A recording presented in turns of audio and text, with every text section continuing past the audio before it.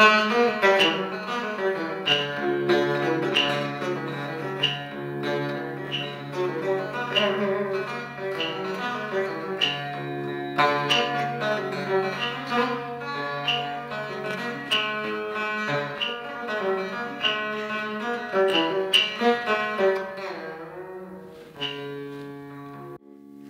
thưa quý vị, những thanh âm dịu dặt của bài đờn Ngũ Điểm Bài Tạ đã đưa chúng ta đến số podcast Trăm Năm Sân Khấu ngày hôm nay. Và xin giới thiệu ngay nghệ sĩ đa tài, người sở hữu tiếng đàn vừa rồi, nghệ sĩ Chí Tâm.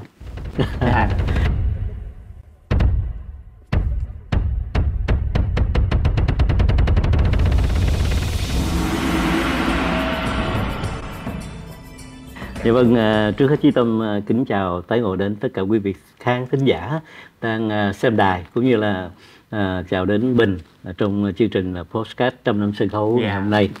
Dạ, cảm ơn chú. Trước hết là cho phép con hỏi luôn, đó là tại sao chú lại chọn Ngũ Điểm Bài Tạ làm một cái bài đờn để chú khởi đầu chương trình ngày hôm nay ạ? Tại vì chú thấy cái điệu này nó vui vui.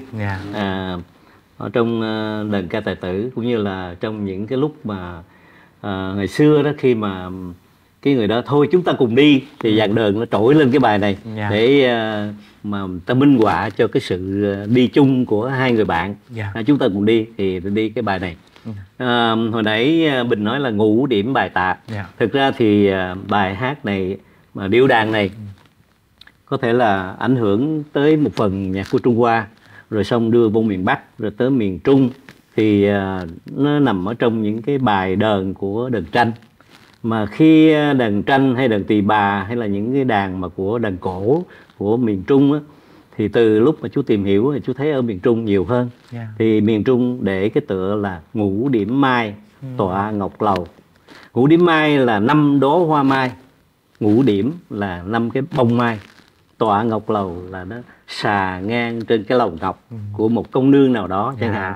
Thì người ta cảm hứng cái cảnh tình như vậy mà người ta soạn ra cái nhạc khúc này, gọi là Ngũ Điểm Mai tọa ngọc lầu.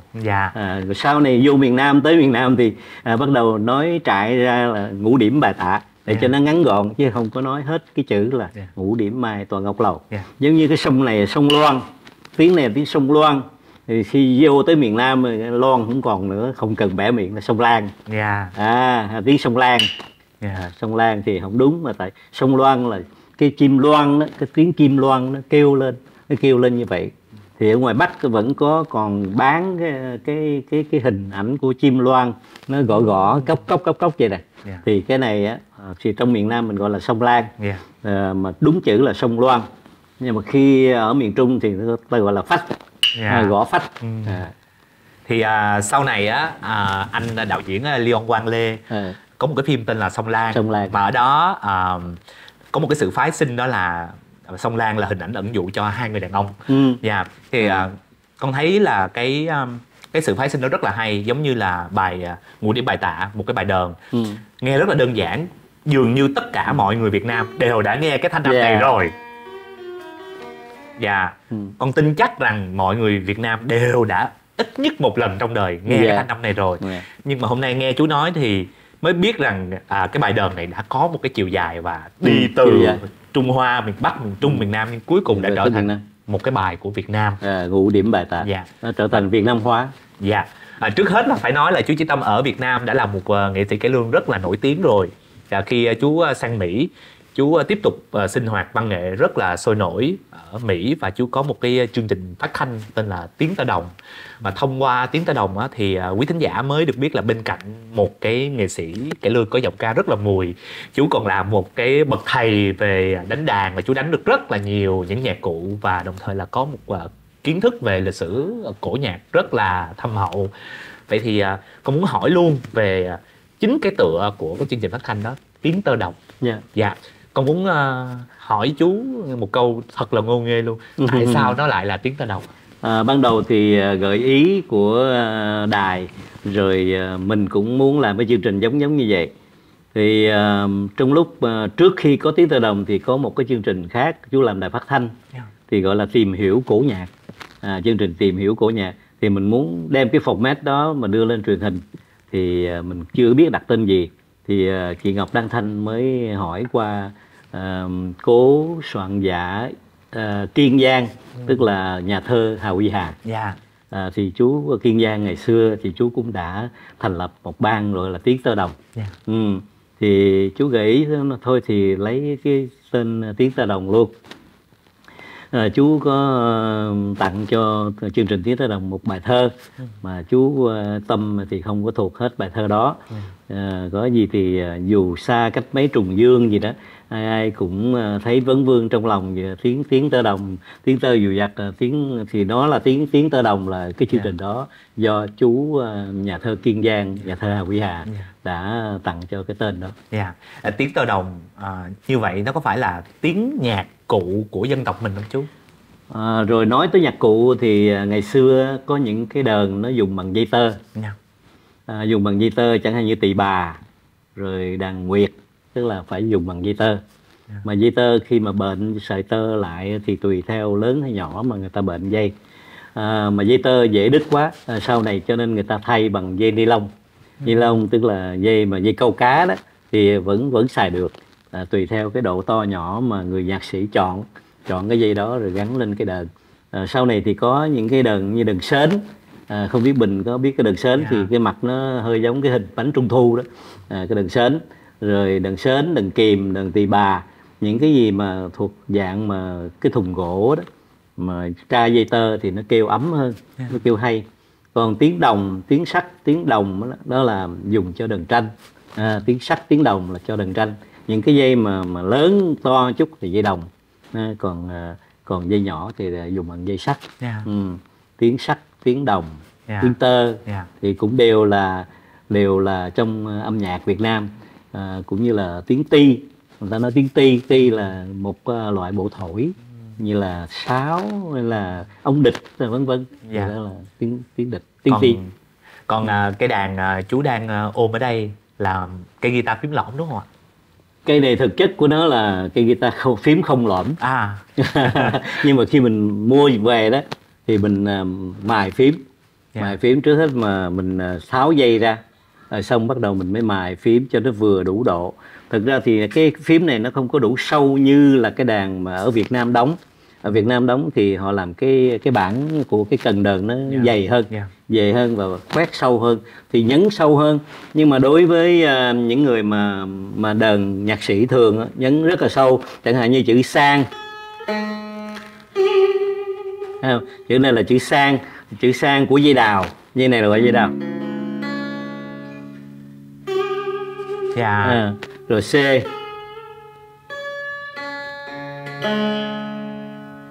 chẳng hạn như chữ quang này thì mình nhấn lên tới cái liêu này.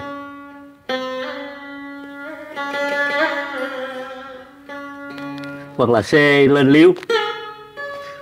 Bậc C này mà mình nhấn lên tới liêu thì là nó lên tới đây khoảng 5 phím. Nhưng mà khi mà mình cái phím sâu thì mình không cần mượn thêm một phím, nhưng mà phím này không sâu cho nên mình phải ăn gian lên.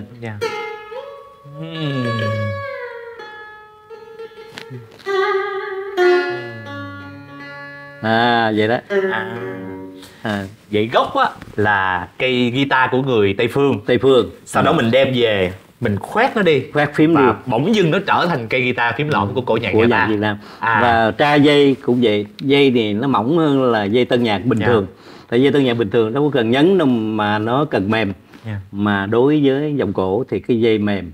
Dây thí dụ mình lấy thí dụ con số đi thì cái dây bên Mỹ nó gọi cái dây này là số 8. Mà tân nhạc thì nó phải là số 10. Rồi cái dây 2 của mình á là đang là số 9. Nhưng mà dây tân nhạc thì nó phải là số 11, 12. Thì đó nó to hơn, nó dày hơn. Thì họ không cần nhấn, mà mình có dây mềm thì mình nhấn nó dễ hơn. Nhưng khi sang ở đây cũng vậy, thì C lên liếu của dây kép cách nhau 5 phím, nhưng mà mình nhấn ở đây, mình ăn gian thêm một phím ở đây. Cho nên cái độ cao của nó sẽ tạo nên cái hiệu ứng của độ cao. Vậy là từ do re mi fa sol la si của tân nhạc thất cung. Thất cung. Chúng ta khoét cái phím đi là thành hò sự sang xê cống của... Cũng không phải là khi khoét phím mới thành là hò sự sang xê cống, nhưng mà cơ bản đây là dây hò sự sang xê cống mà tùy theo. Tại vì các bạn trẻ sở dĩ mà hơi băn khoăn cũng như là hơi mờ ơ giữa tại sao chỗ đó ông Bảy gọi là hò, mà sao cái tông kia ông Bảy cũng gọi là hò. Nhưng mà cái hò đó là theo cái chữ nho đó là chữ hợp. Chữ hợp ở đây là cái bộ nhân ở trên và nhất khẩu ở dưới, thì coi như là người nói chung một thứ tiếng là hợp nhau, tức là hợp nhất. Thì ở trong mà nhạc Tân đi thì mình gọi là chủ âm. Chủ âm của nó là cái tông chính của nó. Ví dụ mình nói là đây tông rê thì mình mượn rê làm hò. Hò sự sang xê công liêu là ngũ cung, mình có ngũ cung. Nhưng mà trong ngũ cung này nó cũng có hai cái âm tùy phụ thuộc theo nó là u hò u sư sang xê công quang liêu, thì nó cũng vẫn là 7 cung giống vậy. Mà còn tùy theo ngũ cung ở miền nào nữa. Thí dụ miền Bắc á, thì nó có ngũ cung á, hò sư sang xê công liêu. Bây giờ mình so sánh tương đương lại với thất cung của Tây Phương thì là rê mi son la si rê, đó là ngũ cung của miền Bắc. Mà khi về miền Nam thì là rê pha, nó buồn trở lại, rê pha. Thì trong nhạc Tân thì họ nói là major với là minor, major với là minor. Thì cái minor thì nó nghe buồn hơn, mang mát hơn ở cái cung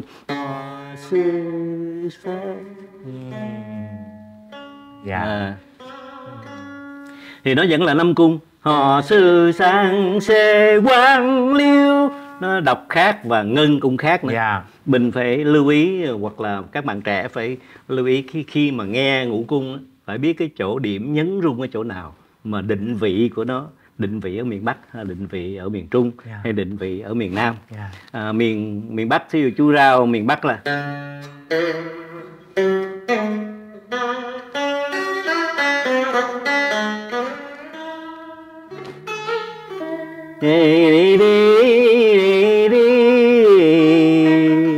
là miền Bắc.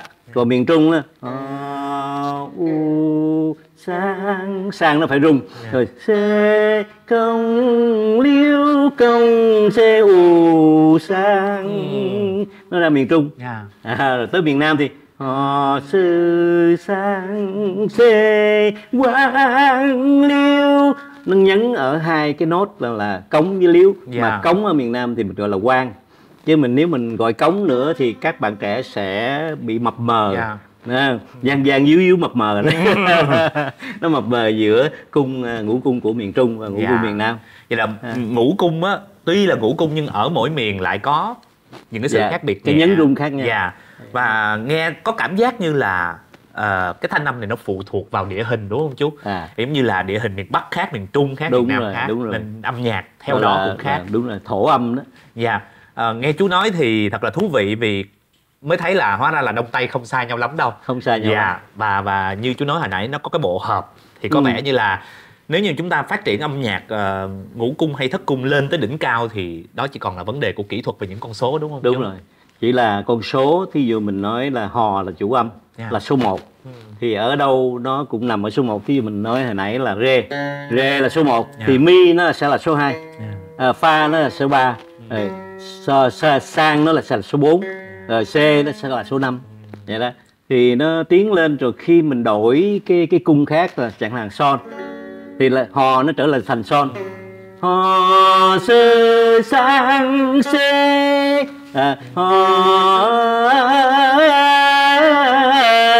ghé chiếu Cà Mau nhuộm màu tươi thắm. Vậy đó. Thì đó, cái hò nó tùy theo ở cái cung nào. Như một người ca cao hơn thì cái hò nó sẽ trở thành là tông la.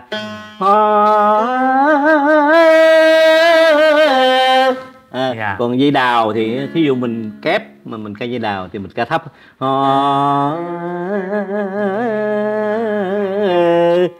Thì tại sao mà giai điệu của miền Nam mình là có chữ hò hơ? Hò là bắt đầu ngay cung hò. Đó là vậy đó. Cái hò sự sang xê cống này nó có dính gì với sắc huyền hỏi ngã nặng không chú? Hò sự sang xê cống thì dĩ nhiên là trong cái chữ nhạc á, nó đã có dấu rồi. Cho nên khi mà người soạn nhạc soạn ra thì dĩ nhiên á, thì mình nhìn cái bài thì mình biết cái dấu quyền hay là dấu quyền đi thì mình sẽ xử lý theo cái cách ca của người nghệ sĩ mà ca đó, người ca sĩ đó thì phải xử lý ở dấu xề với dấu hò. Rồi còn mà không dấu đó, dấu bằng đó thì là từ dấu sang c, rồi dấu sắc thì nó có chữ cống, rồi chữ liếu. Nhưng mà mình còn nói thêm là dấu hỏi hay dấu ngã gì đó thì trong âm nhạc nếu mà trong ngôn ngữ thì phải kết hợp hai nốt nó mới trở thành là dấu hỏi dấu ngã. Giống như đã chứ mình nói đà thì thành chữ đà. Còn đà hoặc đà thì đã vinh biệt nhau rồi. Thì tùy theo cái dấu mà soạn giả đã đặt, mà cái người nghệ sĩ mà bên cổ nhạc đó là đầy tính sáng tạo. Người nào mà không có tính sáng tạo thì không thể nào làm nghệ sĩ cổ nhạc được. Tại vì mình phải tưởng tượng ra và gọi là ứng tác ứng tấu, chứ không phải đợi nhạc sĩ viết solfege, viết cái notation xong rồi mình mới đọc theo cái notation để mình hát. Rồi nãy giờ mọi người nghe chú đàn rồi. Bây giờ mạo muội xin phép được nghe chú hát. Không biết chú có thể mang tới một câu vọng cổ được không ạ? Hay đẹp nhất là Lan và Điệp hả chú? Đẹp nhất là Điệp. Thì cái vở tuồng Lan và Điệp cũng như là cái vai Điệp hầu như gắn liền với tên tuổi của chú Chí Tâm. Đi đâu thì cũng nghe nói chào chú Điệp hoặc là chào anh Điệp. Thì khi nói tên Điệp là biết là chú Chí Tâm. Cho nên thôi bây giờ xin tặng cho bà con khán giả, thính giả nghe một câu ở trong Lan và Điệp. Cái chỗ mà Lan hay tin Điệp đi cưới Thúy Liễu thì Lan buồn đứng sau hè khóc, thì Điệp mới dỗ dành. Thì cô Lan nói là thôi anh đừng nói gì hết, tôi khóc đây này anh không thấy sao, mà nước mắt của tôi bây giờ có ý nghĩa gì đâu, có ăn nhầm gì tới ai nữa đâu. Rồi bây giờ mình lấy cảm xúc lại để buồn hát cái đoạn này mới được. Đây là cái tiếng đờn mà tông này là gọi là tông dây kép. Dây kép thì giải thích thêm cho các bạn là tùy theo giọng của người nam đó, mà nam thấp hoặc là nam cao thì mà nhiều người nhạc sĩ đánh cái tông đó cũng do người ca yêu cầu. Đờn cho con dây cao cao chút thì người ta đờn dây cao. Còn giọng chú bây giờ thì lớn tuổi rồi cho nên ca dây cũng vừa vừa chứ không có cao lắm. Thì đây là ngũ cung ở miền Nam, thành ra ngân ở cái chữ sang với chữ quan. Sang là cái chữ này. Hò sư sang. Ban đầu rao thì dĩ nhiên người nhạc sĩ cũng sẽ rao ở những cái khoảng đó, cái tầm đó để cho người ca sĩ, người nghệ sĩ lấy cảm xúc ở trong cái độ buồn đó. Thì lúc mà chú hồi trẻ nó hát thì có một cái anh nhạc sĩ, nhạc sĩ này anh tên là Tôn B. Không biết anh còn sống hay không, tại hồi xưa đi đoàn Kim Chung với chú hồi năm 72. Thì anh có giải thích cái chữ đờn của ảnh tại sao buồn. Thì cái câu người ta hay thường than là trời đất hỡi trời ơi. Thì bây giờ mình nói trước thì bà con sẽ mường tượng ra cái chữ đờn nó sẽ nói được cái chữ trời đất hỡi trời ơi.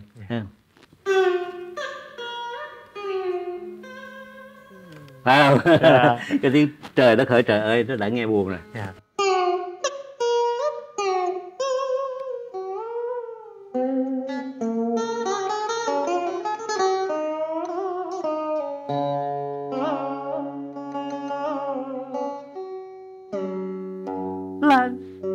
Lan ơi em hãy khóc nữa đi, Nếu những giọt nước mắt của em rơi làm cho em vơi đi phần nào buồn tôi. Nếu dòng lệ kia bôi xóa được những kỷ niệm của thời qua, nếu bảo em cố quên đi thì thật là đau xót cho tôi. Còn bằng muốn em còn nhớ là cả đời em dương khổ lụy. Nhưng thôi Lan ơi em hãy quên đi, chứ nhớ làm chi cái con người phản bội. Bao nhiêu tiếng yêu thương còn âm vang trong gió, ân nghĩa nặng quằn vai mà đã vội vong tình. Lan ơi tôi không biết nói làm sao cho em hiểu được lòng mình. Trong khi đối với Lan tôi là một người bác nghĩa, còn đối với bác Tú ở bên nhà thì tôi là một kẻ vong ân. Hạt cơm ơn cơm nghĩa còn dính là kẻ răng tiếng nhớ lời thương còn vương trong hơi thở. Trời ơi tôi là một thằng ngu si khờ dại, đã làm nát lòng tôi mà còn gieo khổ lụy cho bao người. Yeah, phê quá, phê quá. Đó là một câu thì khó nói là câu thứ mấy. Yeah. Tại vì thường người ta nói là câu thứ tư. Yeah. Câu thứ tư để dứt về hò. Yeah. Đó là câu 4. Yeah. Cái tuồng Lan và Điệp lấy từ tiểu thuyết Tắt lửa lòng của nhà văn Nguyễn Công Hoan. Yeah. Thì đại để là có hai người yêu nhau rất là tha thiết. Sau đó anh Điệp vì một cái hiểu lầm, vì bị gài bẫy mà phải cưới với người khác, và cô Lan mang một cái mô típ rất là kinh điển của các nhân vật nữ đau khổ trong tiểu thuyết Việt Nam, đó là cổ đi tu.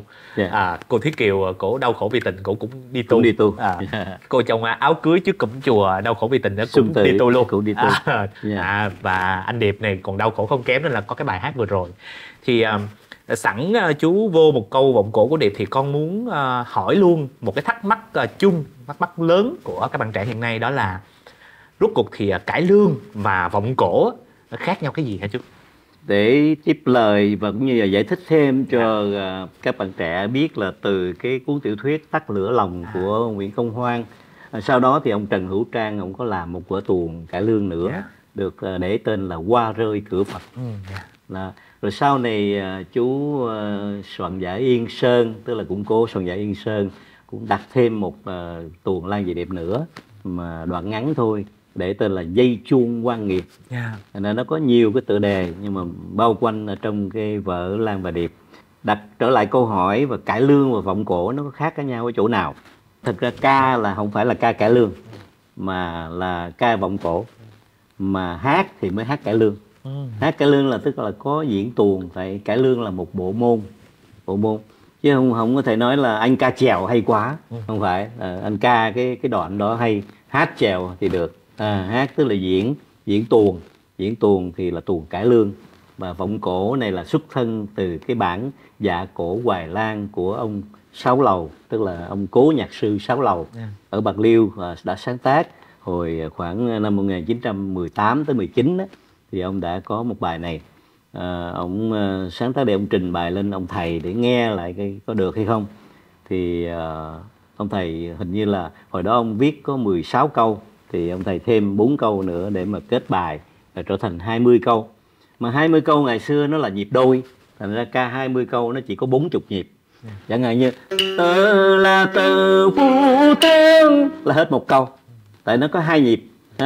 Bảo kim sắc phong lên đàn là hết 2 câu. Cho nên mỗi một câu nó có 2 nhịp thôi, và tới 20 câu là dứt. Sau này thì có một người để mà phá nét ra để làm thành vọng cổ nhịp tư, đó là ông Quỳnh Thủ Trung, tức là ông Tư Chơi. Ngày xưa ông mới làm ra Nhạn Nam Sầu Én Bắc gì đó, Thì cái câu là con nhạn đành kêu sương nơi biển Bắc, em cam túc hằng giữa trời nắng. Thì nó đã xé ra thành 4 nhịp, mà 4 nhịp ca 20 câu nó trở thành là 80 nhịp. 80 nhịp thì cái độ thời gian nó bị dài đi. Thì sau này thì người ta còn làm ra cái điệu dạ cổ Hoài Lan này bằng nhịp 8 nữa. Bằng nhịp 8 thì có ông Năm Nghĩa, ông có ca bài Văn Vẳng Tiếng Chuông Chùa đó. Thì vì tiền lỗi đạo đó, dân giảng Tiếng Chuông Chùa thì nó trở thành 8 nhịp. Mà 8 nhịp mà con ca 20 câu, tức là nhân ra 160 nhịp, thì cái độ dài nó dài hơn.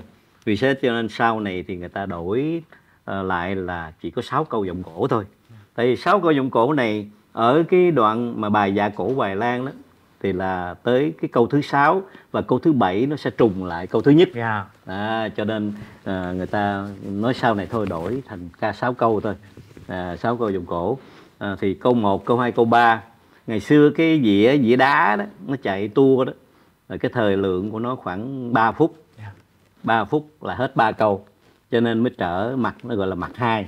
Mặt 1 ca 3 câu, rồi mặt 2 ca 3 câu sau nữa, trở thành là 6 câu trong một dĩa hát. Sau này thì cái độ dĩa của nó quay chậm hơn, và cái lằn của nó thưa hơn, khích khao hơn nữa, để mà có cái độ dài hơn. Thì một mặt dĩa nó chạy được khoảng 6 phút, cho nên chứa hết nguyên một bài, cho nên đỡ hơn. Là trong một dĩa người ta có thể sản xuất được 2 bài hát.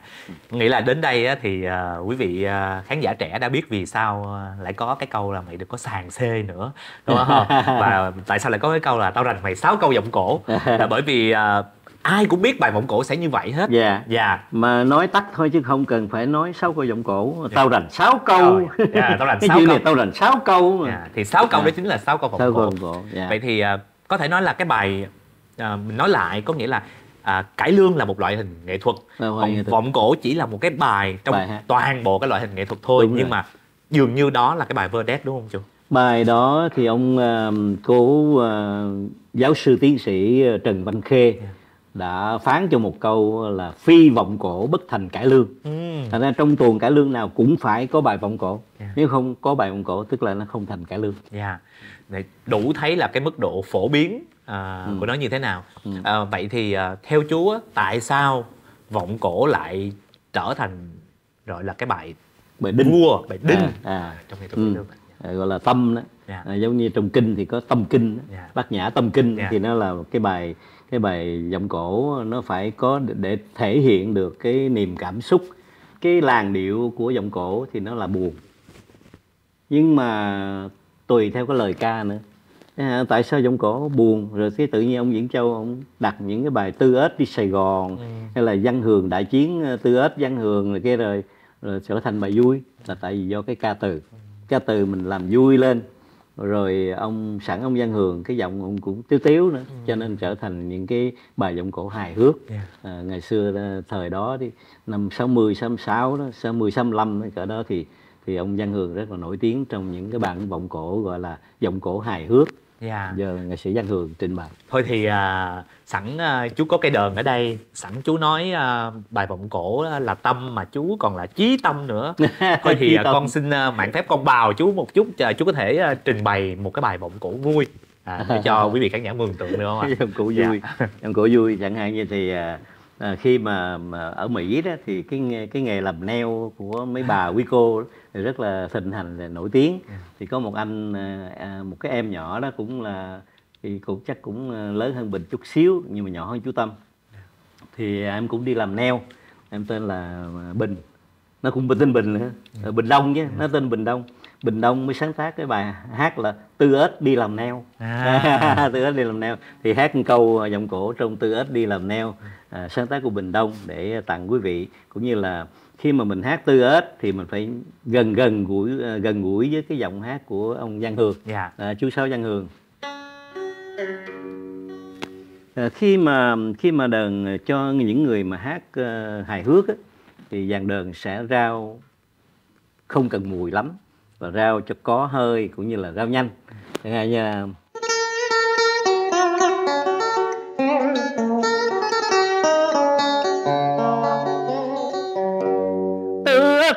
là nghề nông chân công. Chân công kể từ khi được bảo lãnh tới quê Kỳ, lúc mới qua thì Tư Ớt tôi cũng đi làm hãng ly bì. Nhưng mà nay thất nghiệp, Tư Ớt tôi đi làm neo để kiếm sống.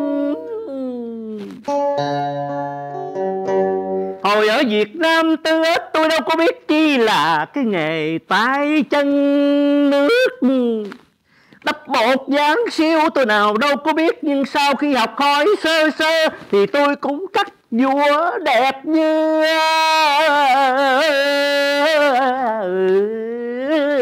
thường. Sự thật thì cái nghề làm neo nó cũng cực khổ thấm đường. Gặp khách dễ thương thì làm gì khách cũng chịu hết à. Mà hễ gặp khách khó tánh rồi thì mỗi chuyện mỗi complain. Xem cái đồ nghề nó có hợp vệ sinh chưa nghe. Có chừng xì tết bò nó xuống nó xét nó phạt cho sặc máu. Lúc bí gì thì chảy muối một nơi, còn lúc thưa người thì ngồi đâu ngáp đó.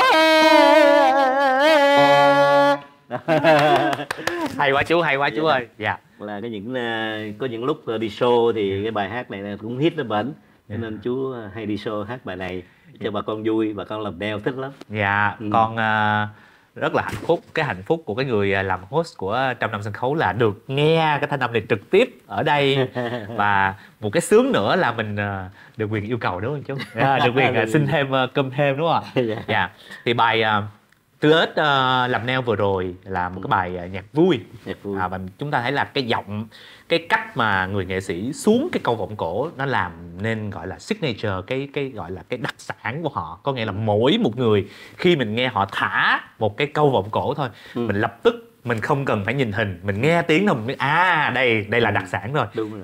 Thì sẵn chú vừa biểu diễn đặc sản của chú Văn Hường, mà sau này rất là nhiều nghệ sĩ cũng học theo cái lối nhả cái chữ đó. Thì không biết là chú có thể cho khán giả thêm một cái ví dụ, nhưng mà không phải là giọng hài mà là giọng mùi, đúng không chú? Theo chú là trong lịch sử nghệ sĩ cải lương Việt Nam thì ai là người có cái chất giọng mùi nhất? Theo cái chất giọng của chú Văn Hường thì có chú Văn Sa, rồi có Hề Sa đó, rồi có chú Thanh Nam. Rồi bây giờ giọng mùi á, thì nói chung là mỗi người có một nét riêng. Mà cái thời thế hệ như là thế hệ nghệ sĩ Hữu Phước, nghệ sĩ Thành Được, nghệ sĩ Hùng Cường, nghệ sĩ Út Trà Ôn, thì trong 4 giọng này thì ông Út Trà Ôn là người gọi là đàn anh. Rồi sau đó mới tới Thành Được, rồi Hữu Phước, Thành Được, rồi Hùng Cường. Nhưng mà ông Hữu Phước là có cái chất giọng mùi. Cái giọng mùi là hơi mũi. Rồi có một số người phân tích đó là giọng của nghệ sĩ Hữu Phước là giọng hi-fi. Hi-fi tức là mình nghe có cái âm vang vang gì trong đó mà nó mùi. Bây giờ mình nhái lại cái giọng của nghệ sĩ Hữu Phước thì nó giọng ấm như thế nào, rồi mùi như thế nào, tại sao. Và giọng của chú Tâm ngày xưa đó thì khỏe hơn, thì có thể nhái giống, nhưng bây giờ thì thử coi nó còn cái độ giống nữa hay không. Và nói thêm nữa đối với khán thính giả khắp nơi cũng như là các bạn trẻ là cái thời mà mình đi diễn nhiều nơi rồi diễn trùng lại thì hết bài mới, cho nên mình mới bịa ra là nhái giọng. Thế là cái show nhái giọng thì bắt đầu nhái từ Út Trà Ôn, rồi Hữu Phước, Thành Được, Hùng Cường vân vân, thì khoảng 7-8 giọng gì đó. Thì cái show đó rất là ăn khách. Sau đó chúng đi nhiều nơi diễn cái đó. Sau này thì ít hơn là tại vì giọng mình không có được khỏe như ngày xưa. Bây giờ mình hát lại trong giọng của ông Hữu Phước ở trong cái vở tuồng Người Vợ Không Bao Giờ Cưới, trong cái vai Mộc Long, để hát với Phà Ca.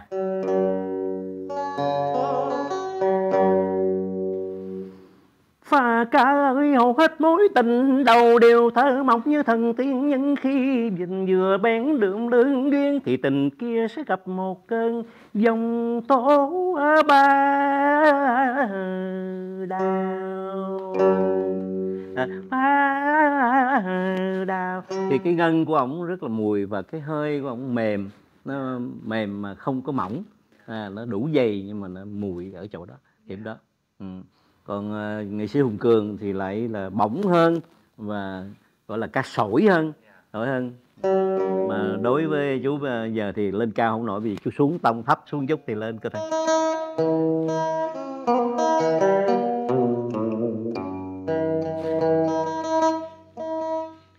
Một là tôi lặng yên để cho nàng phong dong đi vào trong tội lỗi, còn hai là ta giết chết nàng đi để coi con tim phản bội kia có mấy nẻo chung tình. Thì cái là giọng sổi lên như vậy mà tenor hơn, là giọng mạch mạnh khỏe. Rồi. Đó là những chất giọng mà ngày xưa sở dĩ tại sao người ta ăn khách là tại có chất giọng riêng. Lỡ rồi con xin thêm Út Trà Ôn nữa thôi là con nghĩ con hứa con không xin nữa đâu. Ông Út Trà Ôn thì có những cái dấu sắc của ông lên cao xét, và ngày xưa dường như là ông cùng quê với chú Chí Tâm, tức là ông Út Trà Ôn ngày xưa mà Chí Tâm gặp thì phải kêu bằng cậu Mười. Ổng đi hát rồi lúc đó ổng nổi tiếng rồi mà chú Chí Tâm mới đi coi ổng hát thôi. Ba má dắt đi đoàn Thống Nhất Út Trà Ôn đi coi. Rồi sau này thì ổng có vở tuồng nổi tiếng như là Tuyệt Tình Ca.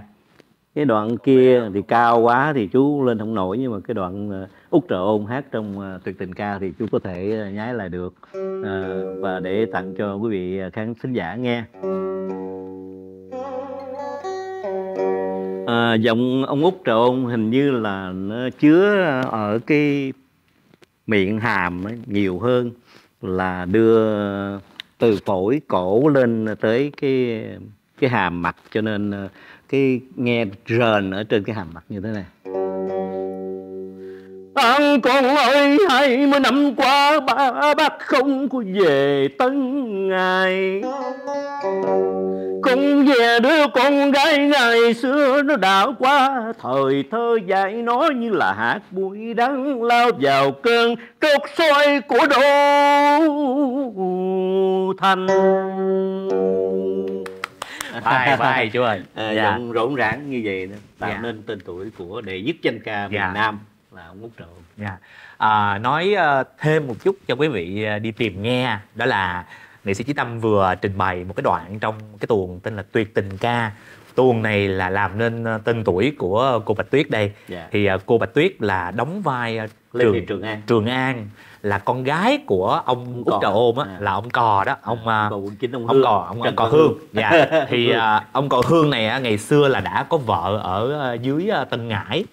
Thì sau khi chiến sự rồi thay đổi này kia thì ông phải về lại Sài Gòn. Tân Ngãi Vĩnh Long đó là vợ thứ hai.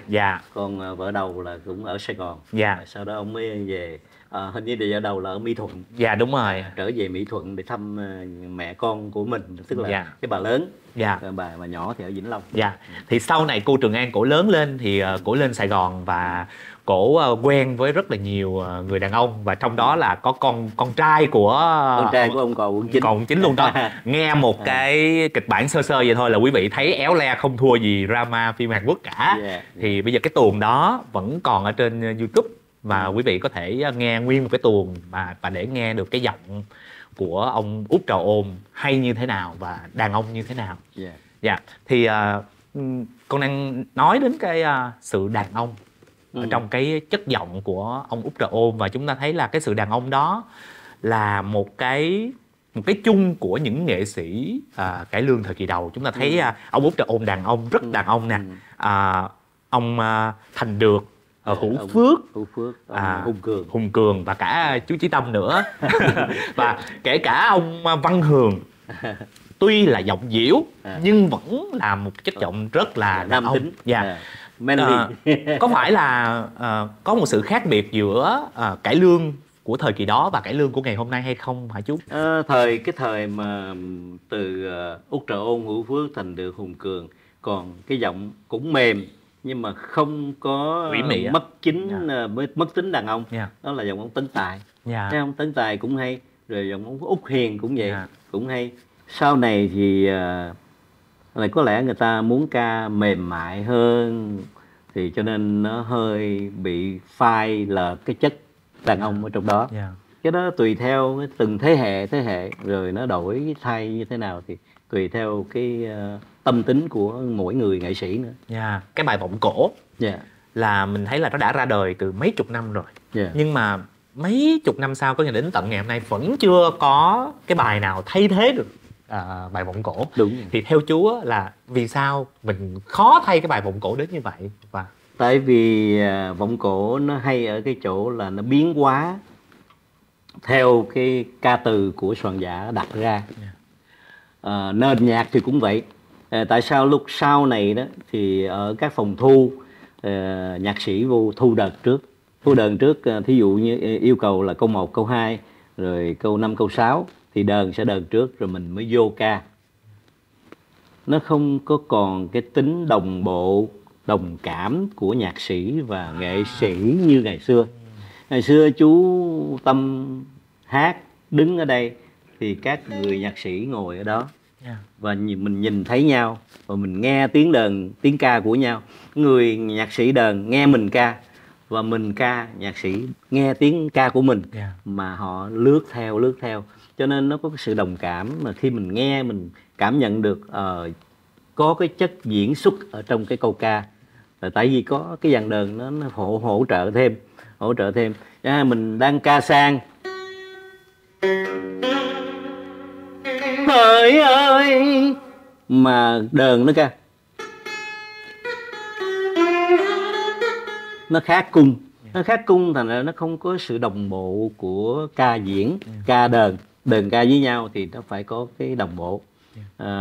Vì thế cho nên chú muốn phân tích cho cái thế hệ sau này mình nghe đó, mình không có cảm được cái Vọng Cổ nó không còn hay như ngày trước nữa, là tại vì không có sự đồng cảm giữa nhạc sĩ và ca sĩ.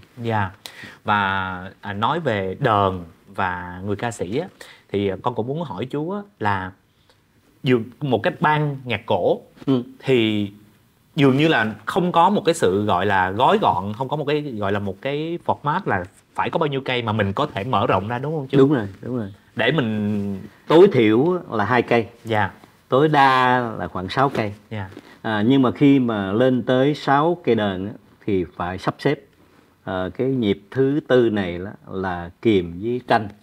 Cái nhịp thứ 5 cho tới thứ 8 này là cây violon về guitar. Chẳng hạn họ sắp xếp với nhau, gọi là họ phối hợp với nhau, arrangement, thì mình có một cái sự hòa âm. Và người đờn dây cao, ví dụ chẳng hạn đờn tranh nó đang đờn cung cao thì cái guitar nó phải lòn xuống cái cung thấp.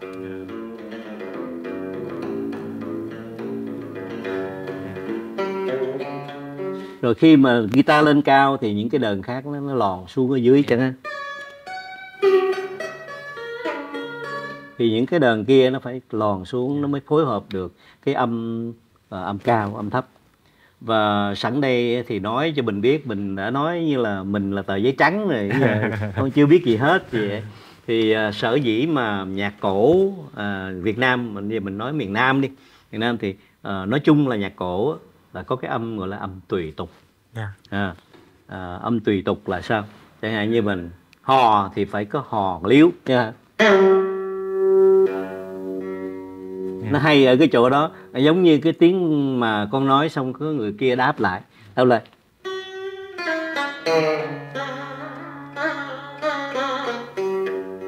ta ta ta ta ta ta. Thì đó là gọi là âm tùy tục, cái chữ cao rồi phải có chữ thấp. Đối với guitar kìm thì cái chữ đờn cao nó trước và chữ đờn thấp nó sau. Nhưng mà đối với riêng với đờn tranh thì cái chữ thấp đi trước và chữ cao đi sau. Nó mỗi cây đờn nó đều có cái kỹ thuật riêng của cái đờn mà chú nghiên cứu cũng như là chú học hỏi, rồi chú cũng tìm tòi. Mỗi lúc ban nhạc đờn chú hay nhìn lén rồi nghe trộm, rồi phải học cái ngón đờn như thế nào để cho có những cái chữ đờn mà tại sao người ta đờn mà ra cái chữ đó chẳng hạn.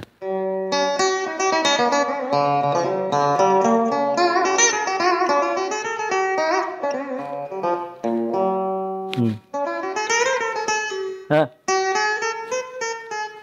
Chỉ có một chỗ thôi mà chú đờn 2 tiếng. Con nghe nè.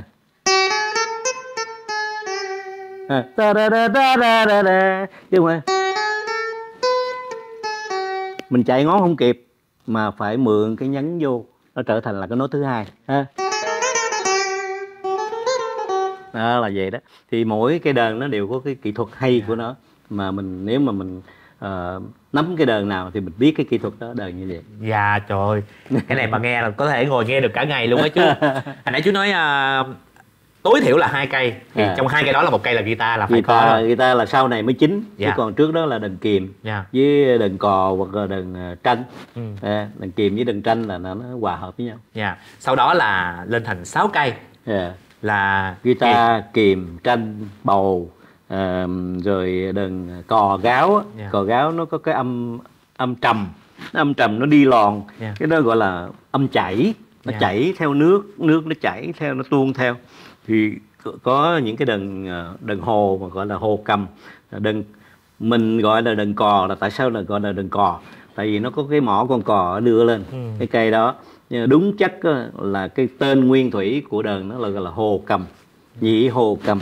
Nhị là 2 giây, hồ là của xứ Hồ.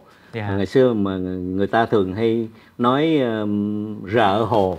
Rợ hồ thì là cái xứ của hồ đó, cái nước hồ. Hồi xưa là chia ra những cái bộ ngũ tộc là cái nhỏ nhỏ đó, thì bên nước hồ cho nên nó gọi là nhị hồ. Với cái đờn đó là xuất xứ từ Hồ Quốc. Trong Thiết Kiều có một cái đoạn tả Kiều giỏi cầm kỳ thi họa thì có một cái câu là nghề riêng ăn đứt hồ cầm một trương. Thì cái hồ cầm đó chắc là cái đờn mà đờn cò, đờn nhị hồ đó. Trong những cái đờn mà chú vừa kể, mình chưa thấy cái ọt, mình chưa thấy trống, mình chưa thấy chập chỏa, mình chưa thấy, có rất nhiều thứ mình chưa thấy. Có nghĩa là sau này mình nhạc đưa cụ, nhiều thứ nhạc cụ mà mình chưa thấy, mình đưa vô thì tùy theo, tại cái đó là được du nhập từ các nước. Rồi mỗi nước nó có một cái nhạc cụ riêng. Thì trong Thúy Kiều thì cũng có nó chảy máu 10 đầu ngón tay. Thì tại sao chảy máu 10 đầu ngón tay? Thì 5 ngón này để bấm phím, mà 5 ngón này để búng dây. Cho nên chảy máu 10 đầu ngón tay là 10 ngón. Ngày xưa thì người ta đờn bằng tay không mà, người ta đâu có đờn bằng cái phím giống như vậy. Cái phím này sau này đờn tỳ bà người ta không có xài móng tay được, thì người ta đờn bằng cái phím này luôn. Thì đờn tỳ bà cái technique của nó, cái kỹ thuật của nó là tremolo. Tremolo là dây giống như mình.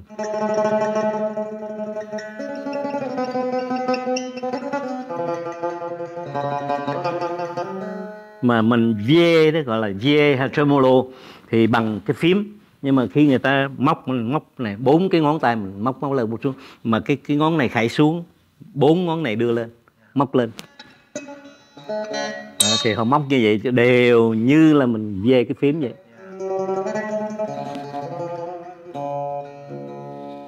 Như vậy là bản chất của một cái dàn nhạc cổ là mình có thể mở rộng ra, mình có thể mở rộng đến tối đa, đúng không chú? Mở rộng tối đa là khi tại mình, một là đoàn hát đó nó dồi dào về tài chính, thì họ mời được nhiều nhạc sĩ. Phải có người nhạc trưởng. Cái lúc mà trong miền Nam mình á, thì tội nghiệp các đoàn hát á, thì không có tiền mời nhiều nhạc sĩ, cho nên có khi chỉ có 2 cây, mà đoàn nào giàu lắm thì 3 cây, hoặc là giàu nữa thì 4 cây. Rồi có cả nguyên ban nhạc Tây nữa.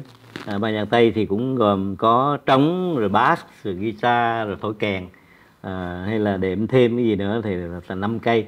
Nhưng mà nếu mà gói ghém không cũng 4 cây tân nhạc và 3 cây cổ nhạc là cái đoàn đó là ngon lành rồi đó. Dàn nhạc rất là hào hùng rồi đó. Hoành tráng. Chú Chí Tâm thì đi lưu diễn, đi diễn rất là nhiều, rồi đi vô phòng thu cũng rất là nhiều. Thì cái lần mà nhiều nhạc cụ nhất mà chú từng thu cùng là lần nào? Nhiều nhạc cụ nhất thu cùng là cái vở Bao Công Tra Án Quách Què. Vở đó thì dàn nhạc nội là dàn nhạc Hồ Quảng không đó, thì cũng khoảng 5 người mà người Hoa thiệt á, sống ở trong chợ lớn đó. Có cái chú đó thì chú nói tiếng Việt được, mà nó cũng nói bập bẹ tiếng Việt đó, thì chú cũng biết. Rồi cái đoạn đó chú làm nhạc trưởng cho các chú khác đờn theo. Thì gồm có tam thập lục. Tam thập lục là mình nói là 36 giây, phải gõ lên đó, gọi là tam thập lục. Rồi có đờn hồ. Hồ cầm cũng nói thêm là có tiểu hồ với đại hồ. Đại hồ đó, so với Tây phương nó gọi là cello hay là violoncelle. Violoncelle thì nó trầm, cái tiếng trầm là đại hồ. Rồi có tiểu hồ, rồi có trống, có mõ, có đàn tỳ bà, có đàn tranh. Tranh là cổ tranh á, cù chân á. Cù chân thì là cổ tranh. Thì thành ra tùy theo mà chú hát hầu là một người hát quản ngày xưa, rồi chú biết nhiều bài nhạc, rồi chú cũng biết đờn tỳ bà nữa, rồi chú biết nhiều nhạc cụ, thì chú mới hướng dẫn ban nhạc. Thì lúc đó thì có bác Hai Văn Vĩ, hoặc là ông Hai Thơm, rồi ông Văn Giỏi, khoảng 3 cái đờn cổ và một ban nhạc hồ quản luôn. Rồi ngay cả nhạc tân nữa, rồi có chú Đức Phú, chú đờn piano, rồi chú đánh guitar thêm. Rất may là hồi nãy chú đã nhắc đến cụm từ tờ giấy trắng, để con đỡ mất công phải nói lại. Đó là chuyện con là một tờ giấy trắng, nên nãy giờ chú đờn là mắt con tròn xoe, rồi chú nói là con cũng ủa alo. Nhưng mà như chú cũng có nói đó, bước đầu của việc học hỏi là mình phải hỏi, phải hỏi rồi sau đó mình mới học được. Cảm ơn chú hôm nay đã trả lời hết mấy câu hỏi nghe rất là ngô nghê của con. Và con nghĩ chương trình hôm nay rất là giá trị, bởi vì các bạn trẻ sẽ biết rằng thật ra âm nhạc của phương Đông và phương Tây nó không khác nhau quá ghê gớm như các bạn tưởng. Và chúng ta cũng biết rằng nghệ thuật cải lương từ hát cho đến đàn nó là một loại hình hàn lâm. Và nếu mà chúng ta có thể mở rộng dàn nhạc lên tối đa thì chúng ta hoàn toàn có thể gọi cải lương là một cái loại hình opera của Việt Nam. Tuy nhiên thì có một giai đoạn này, tại sao người ta đánh giá những cái những đoàn hoặc là những tuồng cải lương nó bị quê mùa, bị sến súa, thì là tại vì không có tiền mướn soạn giả viết kịch bản. Cho nên mỗi một người nghệ sĩ phải tự cương, gọi là hát cương. Hát cương, người ta trong nghề còn nói là KCB. CB là gì? CB là ca bậy. Tức là ca bậy. Thì ca cương là bịa ra, hoặc là ca bịa ra cái lời hát. Biết cái nhân vật, biết nhân vật Lưu Bị là người gian hùng rồi mưu tính này kia, rồi bắt đầu cái nhân vật Lưu Bị mới hát những cái câu là ta mong muốn được khôi phục Hán triều của ta này kia đó. Thì họ nắm cái ý như vậy, rồi mượn những cái câu hát của bài khác đưa vào trong cái vai Lưu Bị. Đó gọi là ca cương. Nhưng mà tại sao mà họ ca cương mà vẫn ăn khớp với người đờn? Thì ở đây cũng những người hát cương cũng tiết lộ là ra dấu bài thứ nhất là bài gì, ăn thua mình hợp đồng với nhau. Em ra bài ra 2 cái ngón tay thì là ngũ điểm bài tạ, chẳng hạn như ví dụ như vậy. 2 ngón tay là phải người tạ, rồi ra 5 ngón là bài gì thì hoặc là ca cái gì, hoặc là ra cái gì, bộ gì, thì dàn đờn biết họ sẽ rao cái gì. Người này muốn ca bài điệu gì thì cái người đờn họ sẽ nhìn cái bộ tịch của người diễn á, họ sẽ biết được. Ngầm hiểu với nhau. Wow, có rất là nhiều lý do để cải lương bắt đầu thoái trào đi, và chúng ta vừa nghe một trong những nguyên nhân. Nhưng mà cũng có những người hát cương hay, như là chú Hoàng Nuôi ở trong đoàn Minh Tơ ngày xưa đó, chú cũng là hát cương. Nhưng mà chú hát cương là tại vì chú có một cái trình độ văn hóa cao, rồi chú có những cái ca từ do chú học, rồi cho chú phát sinh ra, từ trong lòng của chú nghĩ ra cái câu rồi cái chú hát liền. Đó là chú Hoàng Nuôi. Thì thật ra người hát cương nếu như mà có kỹ thuật, có tâm hồn thì vẫn hát hay được, bởi vì họ phải có, như chú nói, vốn văn hóa tốt, khả năng ứng biến giống như giỏi. Chú cháu mình đang nói chuyện là cũng là nói bịa chứ đâu phải sắp xếp bài hát gì đâu. Đúng. Mà do trong cái tâm hồn mình phát xuất ra cái lời nói. Nhưng mà tiếc rằng không phải nghệ sĩ nào cũng có được tất cả những cái kỹ năng của. Và con rất là muốn kéo dài thêm để được nghe chú nói, để được nghe chú hát, nhưng mà chắc chắn là phải mời chú lại trong một chương trình khác thôi, bởi vì một chương trình không thể khai thác được hết. Dạ. Bây giờ làm lại cái đó để kết thúc.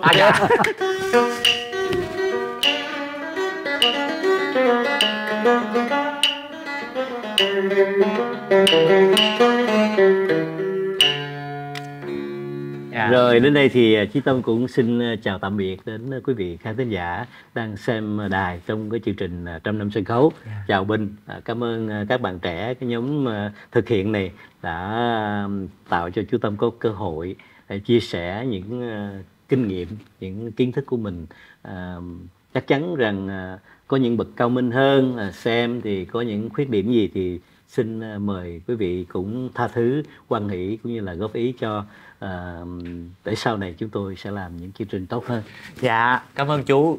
Chú nói y như những gì con định nói luôn. Vậy đó.